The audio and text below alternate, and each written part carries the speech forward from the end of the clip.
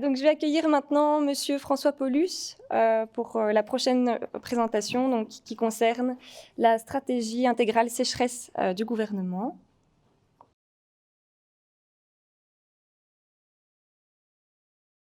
Bonjour à toutes et à tous. On m'a dit que les micros ne fonctionnaient pas très bien, mais je vais essayer d'utiliser ma voix la plus forte sans toutefois vous assourdir. Donc en fait, Madame la Ministre vous a déjà parlé de ce que je vais vous expliquer. En résumé, donc de vous parler de la stratégie intégrale sécheresse donc, qui a été décidée, votée par le gouvernement le 14 juillet 2021, lorsque la vallée de la Vesdre ainsi que d'autres communes de Wallonie étaient sous eau, puisque c'était au plus fort de l'épisode dramatique que nous avons connu l'année dernière en matière d'inondation. Sécheresse et inondation sont fortement liées parce que ce sont les deux faces d'un même problème. La face A, c'est la sécheresse, la face B, c'est les inondations, donc effet du changement climatique. Et pour la plupart, les solutions que l'on prend dans un cadre sont identiques dans l'autre. Et ça, je vais tenter de vous le démontrer dans cet exposé. Donc, avant d'entrer dans le vif du sujet, on pourrait se demander, mais oui, demain, à quoi devons-nous nous attendre ? Fera-t-il plus sec, plus chaud, plus pluvieux ? Je crois qu'il fera un peu tout. On doit s'attendre à des hivers qui, au niveau des températures, vont être légèrement supérieurs à ce que l'on connaît, on avait l'habitude de voir. Et en matière d'eau, des hivers normalement plus pluvieux. Et des étés a priori plus secs, bien que nous sommes, selon les climatologues, dans une zone un peu de transition où la tendance n'est pas claire. Mais enfin, les dernières années tendraient plutôt à dire que les sécheresses vont certainement être plus nombreuses, mais elles vont également être accompagnées de phénomènes pluvieux en été, comme on en a connu l'année passée, donc qui seront exceptionnels, c'est vrai, mais lorsqu'ils vont se produire, ils auront des intensités plus fortes que les orages qu'on avait l'habitude de connaître, je dirais, dans les 50 dernières années. Donc, on risque d'avoir ce genre de choses. Donc ça, ce sont des photos qui ont été prises en 2020 et en 2022. S'il y a quelqu'un de Rochefort dans la salle, il reconnaîtra tout de suite le fond de la Lomme, qui était pavé à l'époque, mais c'était des anciens pavages qui étaient prévus pour éviter que le cours d'eau ne se répande dans les zones karstiques qui se trouvent en dessous. Un barrage, je ne sais plus si c'est la Gilep ou Eupen. Donc, vous montrez cette année-ci ou en 2020 on pouvait descendre relativement bas en termes de niveau. Donc, un petit exemple en 2022 de la Vesdre à Chaudfontaine. Vous voyez, les débits ont été très bas, donc, mais pas plus bas que les minimums qui ont été observés. Mais enfin, mais le fait est que ces dernières années, on est toujours plutôt arrivé dans les niveaux bas que dans les niveaux moyens que l'on pouvait observer les autres années. Donc ça, c'est pour, je dirais, l'ensemble de tous les cours d'eau que nous avons en région wallonne. Donc ici, c'est la sécheresse. C'est des graphiques que vous pouvez trouver sur le site de l'IRM qui montrent deux sécheresses, les deux dernières, 2020 et 2022, qui... Pour l'ensemble des citoyens, on a l'impression que 2022 était plus sec, etc. Non, 2020 et 2022 sont assez semblables, en tout cas en termes de quantité d'eau tombée à la fin de la période printanière, puisque c'est au printemps que la sécheresse a commencé à s'installer, si ce n'est qu'en 2020, il n'a pratiquement plus de pluie à partir du mois d'avril, alors qu'en 2022, il a plu quand même de manière assez importante pour remonter le niveau en mai, ce qui était quand même important. Voilà, ce qui était quand même important parce que pour l'agriculture, puisque en 2020, l'agriculture s'est moins bien comportée, enfin a eu plus de problèmes que cette année-ci, même si quand vous vous êtes promené, si vous vous êtes promené dans les campagnes, vous avez pu voir que les fourrages, en tout cas les prairies, étaient rousses. Mais ça, elles l'ont été les 2 années, puisque c'est le fourrage. Les prairies, ce sont les premiers, entre guillemets, végétaux pour lesquels on peut avoir des effets à cause des sécheresses. Bon, quels sont rapidement les différents impacts que peut provoquer une sécheresse? Bien évidemment, on l'a vu, le débit des cours d'eau. Une modification possible du cycle de recharge des nappes aquifères. Il faut vous dire que pour le moment, les sécheresses estivales n'ont pas d'impact sur les nappes. Pourquoi? Parce qu'en été, de manière classique, et même avant, même les années normales, il n'y a pas de recharge des eaux des nappes, parce que la quantité d'eau qui tombe est utilisée par les végétaux. Et ils les utilisent, ils les évaporent, donc ils le remettent dans l'atmosphère, c'est ce qu'on appelle l'évapotranspiration. Mais à partir du mois d'octobre jusqu'au mois de mars, à ce moment-là, cette évapotranspiration est diminuée, voire nulle, évidemment en hiver, et donc toute l'eau qui tombe, si elle ne ruisselle pas dans un cours d'eau, elle peut descendre dans la nappe.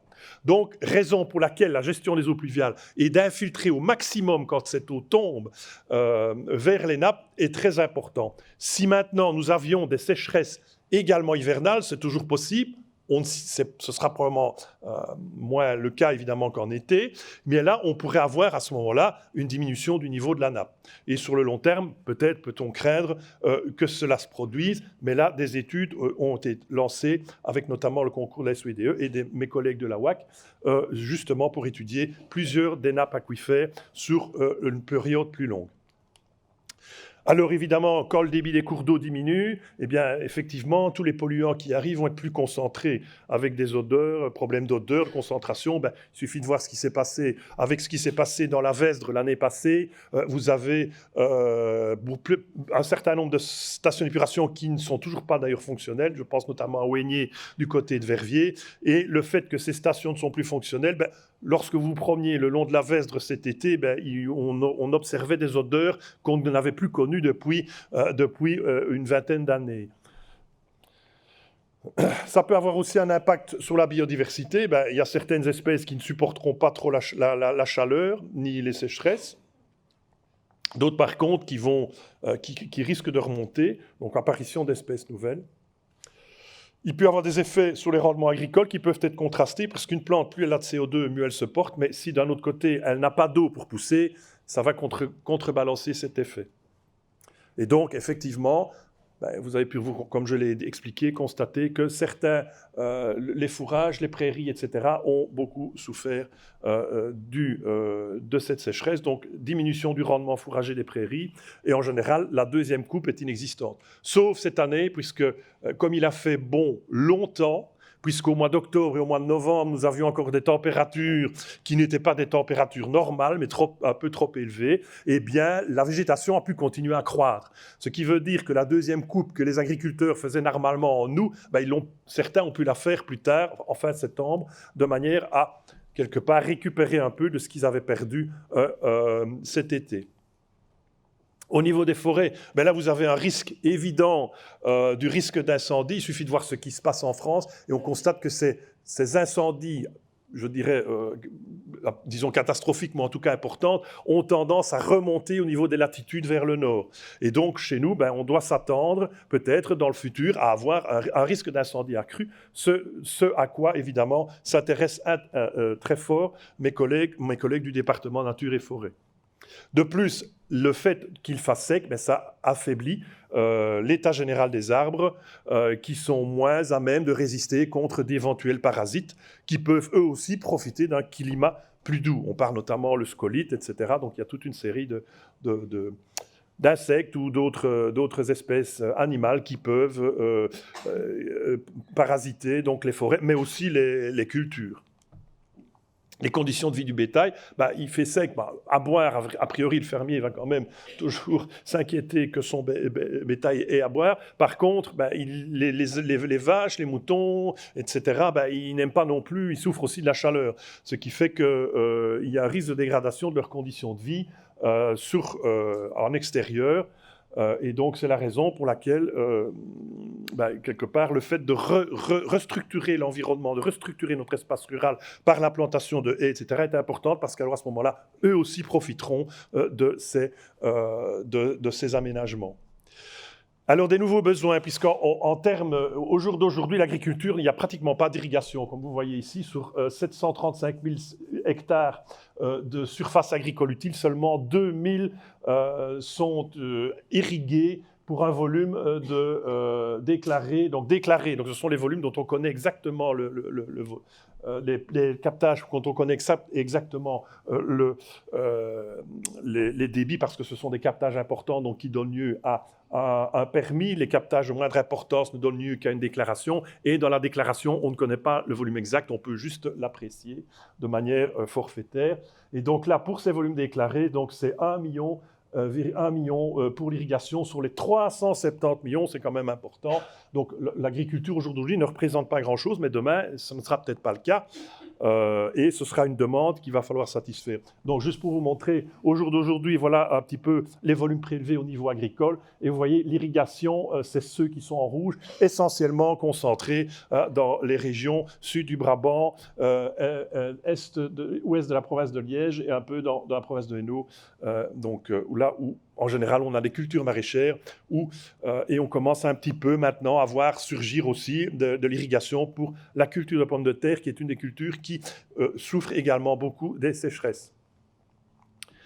Donc la navigation, ben oui, quand il n'y a plus d'eau dans les cours d'eau, les bateaux, ça ne passe pas. Et donc, que ce soit au niveau commercial, à ce moment-là, nos collègues du service mobilité infrastructure, donc du SPW MI, donc mobilité infrastructure, ben, doivent commencer à mettre en place des mesures relatives à la navigation en regroupant les bateaux et écluses, parce qu'à chaque fois que vous faites une éclusée, ben, vous renvoyez de l'eau vers l'aval. Il y a aussi des systèmes de repompage d'eau de l'aval vers l'amont. Évidemment, la plaisance suit le même mouvement. Et alors les kayaks, évidemment, quand il n'y a plus d'eau dans les cours d'eau, bien, la restriction du tourisme, enfin, en tout cas du tourisme avec les kayaks est évidemment supprimée. Captage au niveau des cours d'eau, pour avoir des effets sur le captage, effectivement. Prenez par exemple le captage qui ne se trouve pas très loin d'ici, à Taillefer, donc qui alimente, donc de Vivaquois, qui alimente la région bruxelloise, une partie du Brabant, une petite partie de la Flandre. Eh bien, ce captage peut être arrêté si le débit de la Meuse est trop faible. Cette année, ça ne se fait pas en un seul coup, mais il y a des restrictions progressives. Et cette année, ils ont quand même dû être soumis à une restriction, je ne sais plus si c'est le stade 1 ou 2, qui limitait cette production. Heureusement, la demande n'était pas trop forte, ce qui fait que cette restriction n'était pas trop handicapante pour eux. Et puis, ils ont aussi, évidemment, des captages en eau souterraine avec lesquels ils peuvent jouer. Production d'électricité, ben oui, quand l'eau est trop chaude, on ne sait plus refroidir une centrale, donc il pourrait y avoir des effets sur la centrale électrique, prenons par exemple le cas de Tihange, mais aussi l'hydroélectricité. Je reprends encore l'exemple de la Vesdre. Sur la Vesdre, vous avez un certain nombre de petits barrages, de petits producteurs d'électricité. Lorsque le débit est trop faible, ils ne peuvent plus produire. Donc ce qu'ils ont tendance à faire, et ce qui n'est normalement pas autorisé, c'est de laisser monter l'eau en amont, et une fois que le niveau est suffisant, ils relarguent et ils produisent par batch, par morceau. L'électricité, mais évidemment, le poisson qui est en aval, lui, n'a plus d'eau, c'est pas trop indiqué. Donc, c'est quelque chose qui doit être pris en compte. La baignade, pêche, autres activités récréatives, effectivement, qui peuvent être impactées par les sécheresses. Et alors aussi, il ne faut pas oublier non plus la stabilité des bâtiments infrastructures. Quand vous avez des années de sécheresse ou des prolongées, les argiles peuvent éventuellement se contracter et ça peut avoir un effet sur les bâtiments, mais sur des maisons, mais aussi sur des infrastructures, des digues, etc. Voilà. Donc, on risque demain peut-être d'avoir une multiplicité d'acteurs qui risquent de poser un problème d'arbitrage au niveau de ces différents usages. Mais qui va-t-on privilégier quel usage va-t-on privilégier par rapport à un autre? Et c'est cela sur lequel, donc c'est une des actions qui est menée dans le cadre de cette stratégie sécheresse, de réfléchir à ce point et de manière à le codifier et d'apporter les modifications subséquentes au code de l'eau.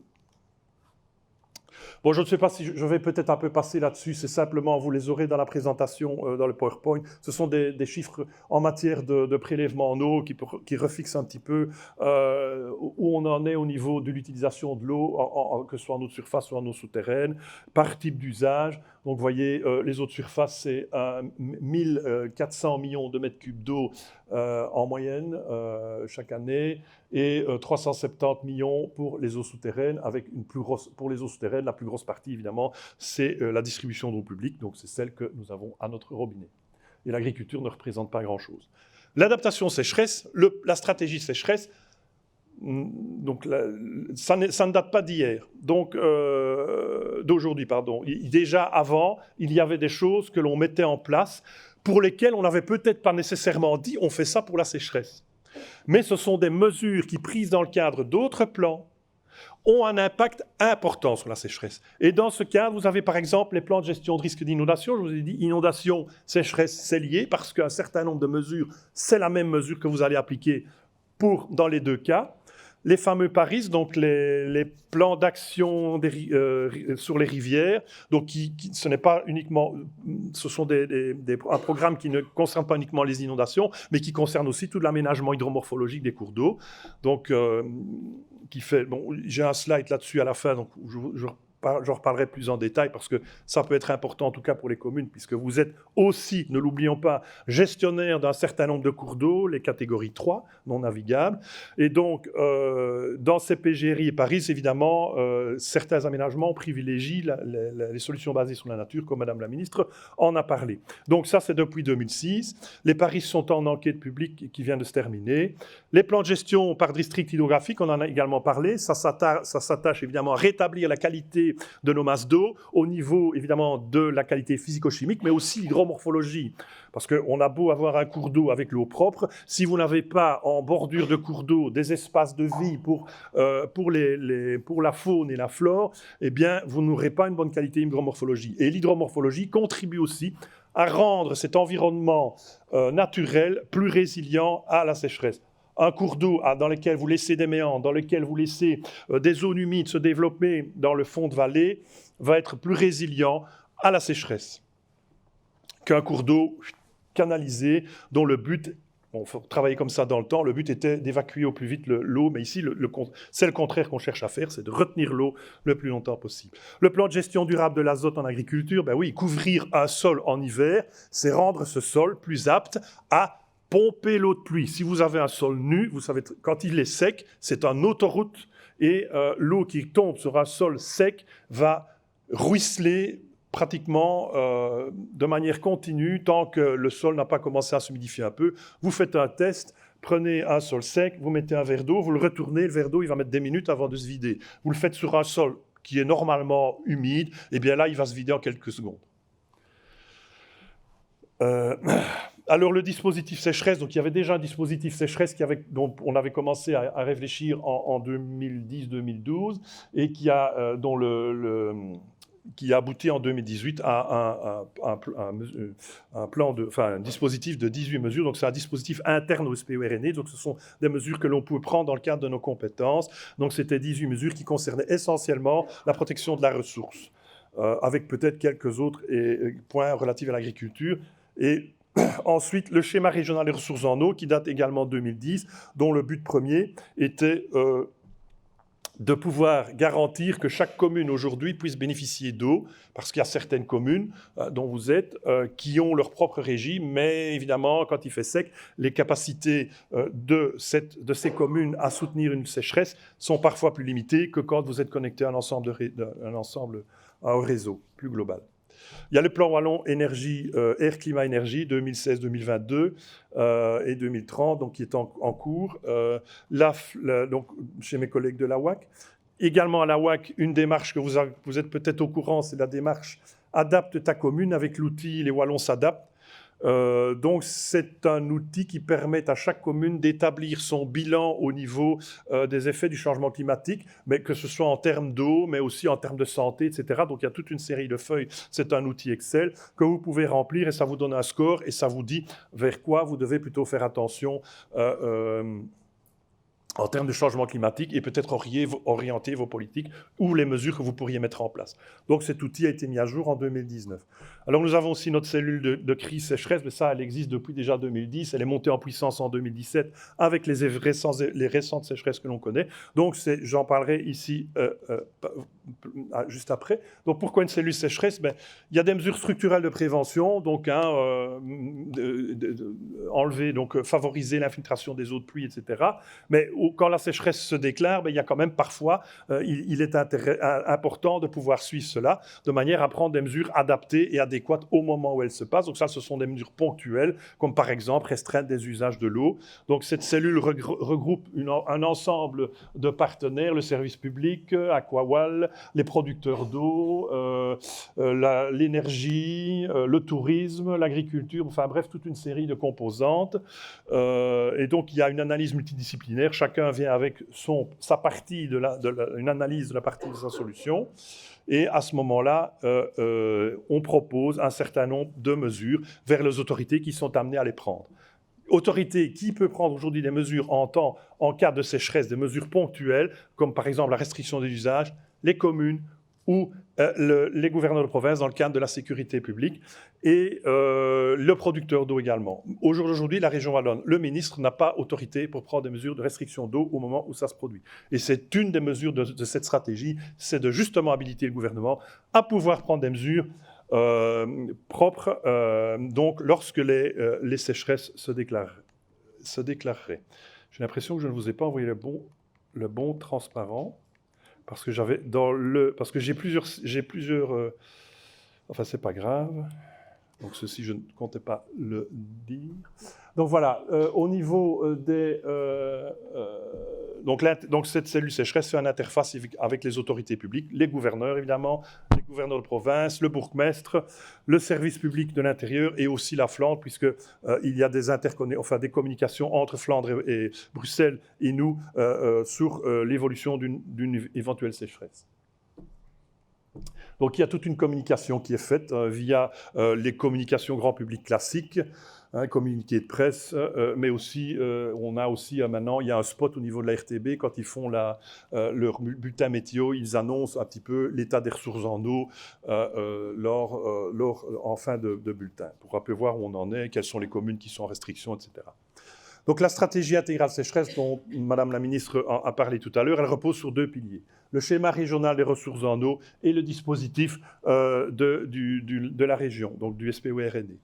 Donc, qui repose sur trois axes dont Madame la ministre a également parlé. L'éco-résilience, donc c'est-à-dire quelles sont les mesures structurelles que l'on peut prendre au niveau, par exemple, pour diminuer la biodiversité, les aménagements que l'on peut créer par exemple, pour diminuer le ruissellement, augmenter l'érosion, diminuer l'érosion et infiltrer au maximum en terre agricole, etc. Donc, ça, c'est un point. L'analyse gestion de la demande. Demain, combien va-t-on devoir produire d'eau et comment va évoluer cette demande, comment va-t-on la gérer, alors renforcer et mobiliser la ressource, ça ce sont des mesures qui visent à protéger nos captages de manière plus conséquente et est-ce qu'il existe aussi d'autres sources d'approvisionnement que l'on n'utilise pas encore aujourd'hui. Donc tout ça, c'est discuté dans le cadre de ce volet. Donc 78 mesures objectifs, dont certaines sont communes évidemment aux deux, entre le schéma régional et le dispositif. Par exemple, le fait de réguler les usages de l'eau, on en discute dans le cadre du SRRE, mais comme c'est un volet qui va... Donc ça contient un volet réglementaire qui est, évidemment, c'est l'administration qui le fait, et donc à ce moment-là, on le retrouve dans les deux.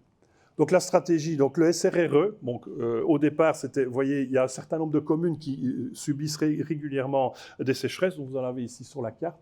Eh bien, le but, c'était de faire quelque part des connexions entre celles-ci. Donc au jour d'aujourd'hui, les ressources sont de manière inégale, essentiellement au nord du sillon Sambre-et-Meuse, quelques ressources dans le sud, mais beaucoup moins.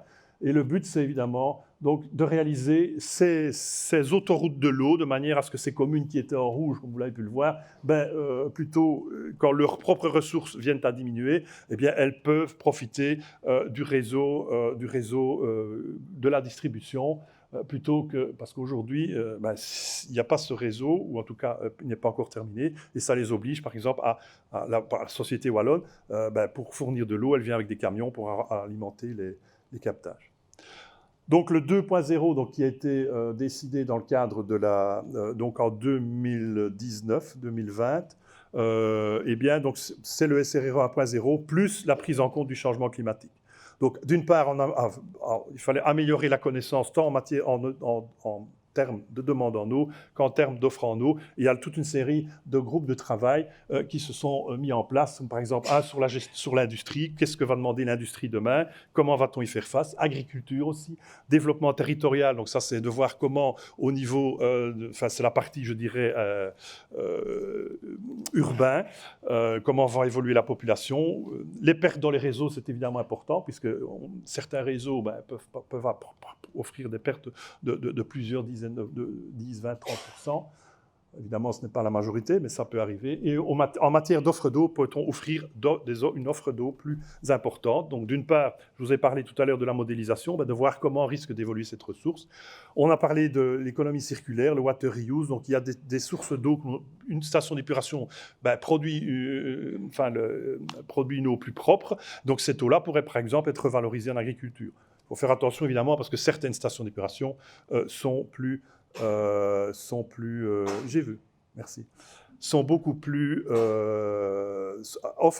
apportent un débit au cours d'eau qui est pratiquement le débit le plus important quand il fait sec. Au niveau de la régulation, que ce soit priorisation des usages, régulation des prises d'eau, objectifs de réduction et de perte, et un volet coopération, puisqu'il y a des masses d'eau souterraines qui sont communes à plusieurs régions ou pays, comme notamment du côté dans le Hainaut. Donc tout ça s'articule autour de toute une série de groupes de travail qui est décrit ici. Alors la stratégie intégrale sécheresse, notre dispositif à nous, donc là c'est un dispositif qui comporte 47 mesures et qui sont des mesures objectifs communs qu'on le retrouve dans d'autres plans. Donc c'est une stratégie en ce sens qu'on a regardé dans tout ce qui existait déjà quelles sont les actions, mesures qui sont prises dans ces plans et qui ont un impact sur la sécheresse.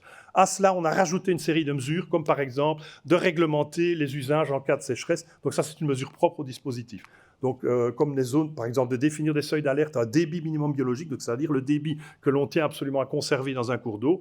Parfois, la sécheresse fait qu'on n'y est même plus. Mais enfin, si jamais il vient à diminuer, ce débit, on doit absolument essayer de le préserver, quoi qu'il en coûte, pour que l'environnement puisse continuer à vivre avec le cours d'eau tel qu'il va se présenter.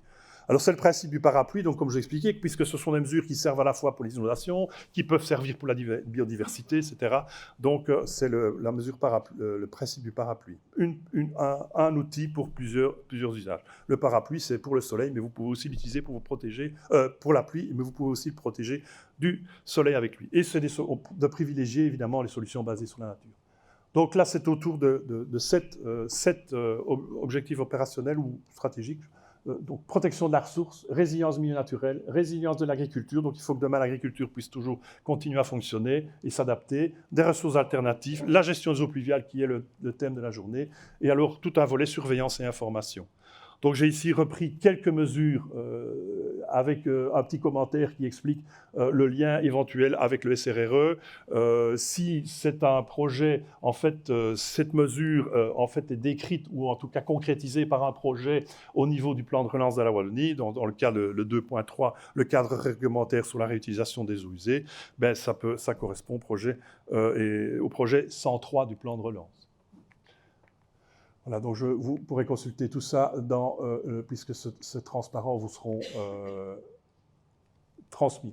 Alors, maintenant, venons-en des initiatives concrètes. Donc, ce sont les projets du plan de relance de la Wallonie, donc les projets 103, 104, 105, 106, dont vous avez la description ici, mettre en œuvre de nouvelles ressources, analyse des besoins agricoles, création de réseaux d'eau d'alimentation centralisée. Donc, vous pouvez aller voir aussi le détail de ça dans le plan de relance de la Wallonie qui se trouve sur le site du SPOE. Donc, ces informations, ce sont quatre projets qui ont été pris et qui accompagnaient la décision du gouvernement du 14, du 7. Mais il y a toute une série d'autres projets qui relève aussi, qui contribue à l'adaptation sécheresse. Donc l'appel à projet sur la création d'espaces verts, on en a parlé tout à l'heure, hein, donc qui était prévu pour un budget de 62 millions. Soutenir la régénération des forêts résilientes, parce qu'une forêt demain, ce n'est pas que des problèmes d'eau, il faut aussi que notre environnement se maintienne. Donc comment peut-on faire en sorte que nos forêts restent résilientes, y compris face aux sécheresses? Donc, c'est les projets 196, 108, 97, 111. Ça, c'est pour le réseau d'aires protégées. Dans ces aires protégées, il y a évidemment des milieux humides. Alors, il y a mettre en place la reméandration des cours d'eau, la création de zones d'immersion temporaire, ainsi que et pour lutter contre les inondations et le risque de pénurie d'eau. Vous voyez le lien toujours évident, enfin très fort, entre inondations et sécheresse. Alors, toute une série d'autres projets. Donc, évidemment, le carbone dans le sol, c'est très important parce qu'un sol riche en carbone est un sol qui va stocker l'eau. Un sol sans carbone va laisser passer l'eau. En plus, un sol sans carbone est beaucoup plus sensible à l'érosion. Donc, cela se fait sur base de mise en place de réseaux, mais aussi des techniques de données, l'acquisition de données à partir d'observations aériennes. Alors, il y a aussi des mesures, évidemment, relatives à l'imperméabilisation des sols. Donc, je vais vous donner ici, donc c'est très important. Avec une cartographie, on va mettre en place une cartographie de la perméabilité des sols. Ça ne sert à rien de vouloir infiltrer les eaux dans les sols qui n'est pas perméable. Donc, il est très important, cet outil sera un outil très important et qui pourra accompagner d'autres outils dont on vous parlera plus loin dans la journée, notamment ce fameux référentiel sur la gestion des eaux de pluie. Et donc l'agriculture, tout ce qui est agriculture biologique, etc., participe, est une agriculture beaucoup plus résiliente à l'environnement, en tout cas aux sécheresses. Et enfin, le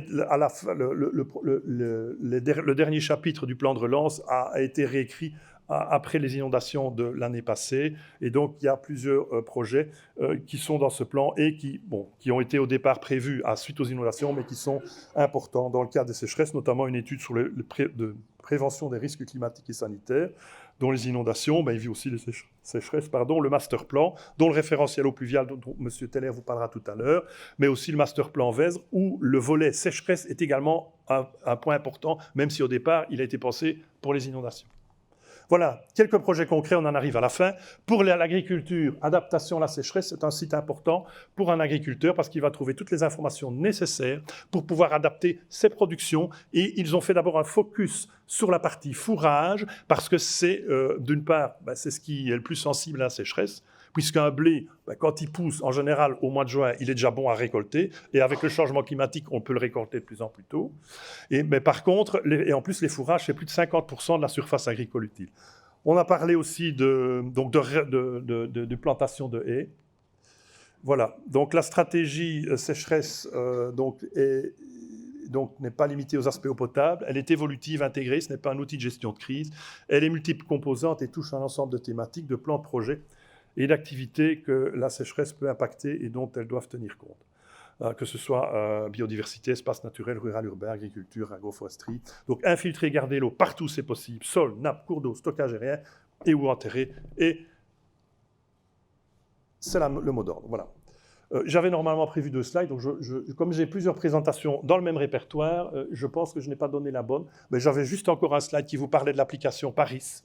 Donc on a parlé tout à l'heure des plans d'action sur les rivières, et bien l'application Paris qui fait le lien à la fois entre les inondations, donc les plans de gestion inondation, les plans de gestion par district hydrographique pour tout ce qui est aspect d'hydromorphologie, eh bien c'est un outil coopératif dans lequel vous retrouverez toutes les mesures, aussi au niveau de vos communes, toutes les mesures qui sont prises dans le cadre de la lutte contre les inondations, dans les plans, donc tous les travaux sur les rivières, et ça vous permet de consulter pour voir ce qui se fait, et ça vous permet aussi d'aller rentrer des informations relatives à vos projets. Donc c'est un outil qui a été mis en place par mes collègues du SPOE ARNE, donc la direction des cours d'eau navigables, travailler en collaboration aussi avec la direction du développement rural, la direction de la DAFOR, etc., parce qu'il y a toute une série de projets qui sont communs à notamment la direction du développement rural. C'est là où vous trouvez la fameuse cellule GISER qui peut aussi venir en aide aux communes pour tous vos problèmes, c'est plutôt les communes rurales,